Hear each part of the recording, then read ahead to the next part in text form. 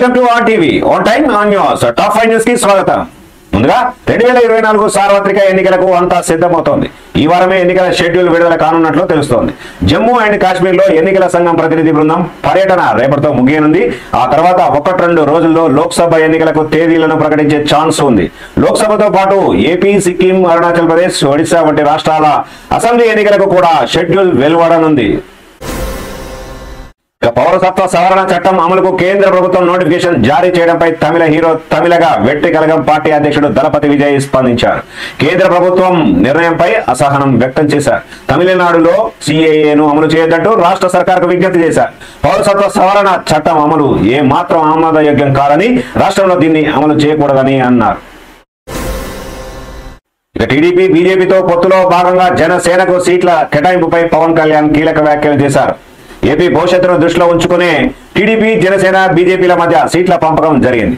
ఎన్నికల్లో పోటీ చేసే సీట్ల సంఖ్య హెచ్చుతగ్గుల కంటే రాష్ట్ర శ్రేయస్సే నాకు ముఖ్యం. రాష్ట్ర పురోభివృద్ధికి కూటమి ఏర్పాటుతో బలమైన పునాది పడింది. ఏపీ అభివృద్ధికి, ప్రగతికి 3 పార్టీలు కట్టుబడి ఉన్నాయని పవన్ కళ్యాణ్ పేర్కొన్నారు. ఇక హర్యానా సీఎం మనోహర్ లాల్ ఖట్టర్ రాజీనామా చేశారు. గవర్నర్ కు తన రాజీనామా లేఖను ఆయన సమర్పించారు. మధ్యాహ్నం కొత్త సీఎం ప్రమాణ స్వీకారం చేయనున్నారు. బీజేపీ, జేజేపీ కూటమిలో విభేదాలు నెలకొన్నాయి. దీంతో బీజేపీ సొంతంగా ప్రభుత్వాన్ని ఏర్పాటు చేయనుంది. కాసేపట్లో బీజేపీ సమావేశంలో కొత్త సీఎంను ఎన్నుకోనున్నారు. రైట్, ఇక ఏ డైరెక్టర్ నాకు ఆఫర్ చేయడం లేదంటూ నిహారిక స్పందించారు. తను ఒక ఇంటర్వ్యూలో తన మనసులో మాటను చెప్పుకొచ్చింది. ఈ మధ్య నాకు తిండి పిచ్చి ఎక్కువైంది. ముఖ్యంగా పప్పుచారు కనిపిస్తే అస్సలు వదలడం లేదు. ఇక ట్రావెలింగ్ కు ఎక్కువగా వెళ్తున్నాను. ఏది కావాలని ప్లాన్ చేసుకొని వెళ్ళడం లేదంటూ చెప్పుకొచ్చింది. ఈ ట్రావెల్ కు అయ్యే ఖర్చు అంతా నేనే దాచుకుంటున్నాను. నాకు మంచి సినిమాలు చేయాలని ఉంది. కమర్షియల్ సినిమాల్లో నటించాలని కూడా ఉంది. కానీ ఏ డైరెక్టర్ నాకు అలాంటి పాత్రలు ఆఫర్ చేయడం లేదంటూ చెప్పుకొచ్చింది.